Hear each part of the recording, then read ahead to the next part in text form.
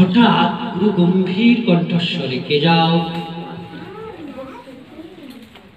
মা প্রথমটা একটু চমকা, এবং ডাকাত যখন লাঠি উপরে তুলে মায়ের মাথায় আঘাত করবেন, তখন মা একটি কথা বললেন, বাবা আমি তোমার মেয়ে সারা। বাবা আমি তোমার মেয়ে সারা। দেখুন, এই কটি বাক্যে পরিবর্তিত হয়ে গেল ডাকাতের যে হৃদয়, সেটা পরিবর্তিত হয়ে গেল। কিরকম পরিবর্তন হয়ে গেল?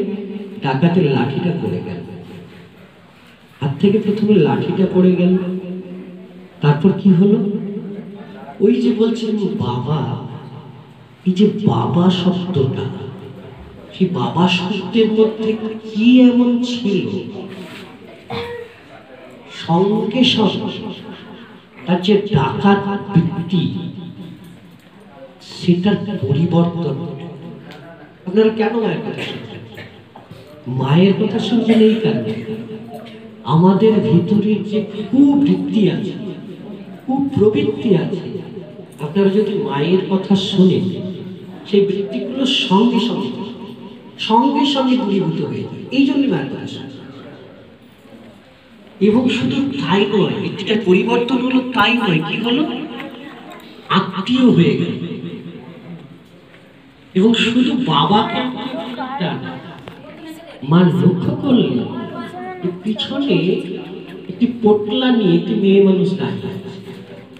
মা তার কাছে গিয়ে বললেন, ও মা আমি তোমার মেয়ে।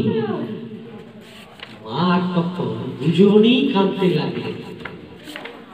এই ডাকাতের যে স্ত্রী, যিনি ডাকাতের সঙ্গী হিসেবে ছিলেন, যিনি ডাকাতের স্ত্রী, তিনিও কাঁদছেন, মাও কাঁদছেন।